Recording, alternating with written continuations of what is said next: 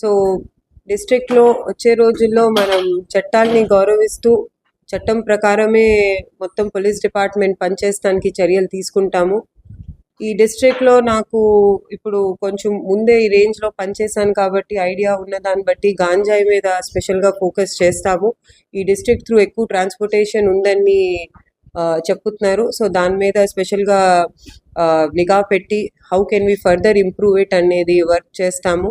ఇంకా అట్లాగే government announce చేసిన 100 days యాక్షన్ ప్లాన్లో కూడా ఎలాంటి స్టెప్స్ తీసుకోవాలని తీసుకొని అది ప్రయారిటీగా తీసుకొని దాని మీద వర్క్ చేస్తాం. అది కాకుండా మహిళలు పిల్లలు రక్షణ కోసం కూడా ప్రత్యేకగా నిఘా పెడతాం జరుగుతుంది. ఇది కాకుండా మొత్తం జిల్లా పోలీస్ యంత్రాంగం కూడా ఇంకా నేను కూడా ఎప్పుడు కూడా ప్రజలకి అందుబాటులో ఉంటాము. ఎప్పుడు ఎనీ డే వాళ్ళకి ఏదైనా ఇష్యూ ఉంటే ఫస్ట్ హాఫ్లో వాళ్ళు డిపిఓకి వచ్చి నన్ను కలిసి చెప్పొచ్చు. అదర్వైజ్ మండే గ్రీవెన్స్లో కూడా పర్సనల్గా వీ విల్ టేక్ గ్రీవెన్సెస్. అట్లాగే ఎవ్రీ పోలీస్ స్టేషన్లో కూడా పిటిషనర్స్ గ్రీవెన్సెస్ని ఇమీడియట్గా రిడ్రెసల్ చేయాలి, వచ్చిన వాళ్ళతో సరిగ్గా బిహేవ్ చేసి వాళ్ళ ప్రాబ్లమ్ సాల్వ్ చేయాలి అనే దానికోసమే చర్యలు తీసుకుంటాము.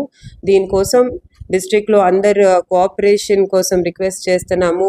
ప్రెస్ అలాగే మిగతా స్టేక్ హోల్డర్స్ ఏనా నాన్ గవర్నమెంట్ ఆర్గనైజేషన్స్ ఎవరు కూడా అందరు కోఆపరేషన్తో డిస్ట్రిక్ట్లో law and order and security ensure చేయడానికి చర్యలు తీసుకుంటాం. ఎనీబడి హ్యాస్ మనం స్టేషన్ ఇప్పుడు నార్మల్గా అయితే ఇంకా ఆల్ ఎస్ఐస్ అండ్ సిఐస్కి ట్రైన్ చేస్తాం జరిగింది. ఇప్పుడు వాళ్ళ ద్వారా మనం అందరూ స్టాఫ్ లెవెల్ వరకు ట్రైనింగ్ అయ్యేది చూస్తాం. ఇంకా కొంచెం అవగాహన ప్రజల్లో కూడా వస్తానికి మహిళా పోలీసుల ద్వారా ఊరుల్లో కూడా అవగాహన కోసం పాంప్లెట్స్ అవన్నీ కూడా వేపించి వాళ్ళతో మీటింగ్స్ పెట్టిస్తాం. ఎందుకంటే చాలాసార్లు ప్రజలకి కూడా తెలియకపోవచ్చు కదా చట్టాలు మారినాయి, కొత్త చట్టాలు వచ్చినాయి అని.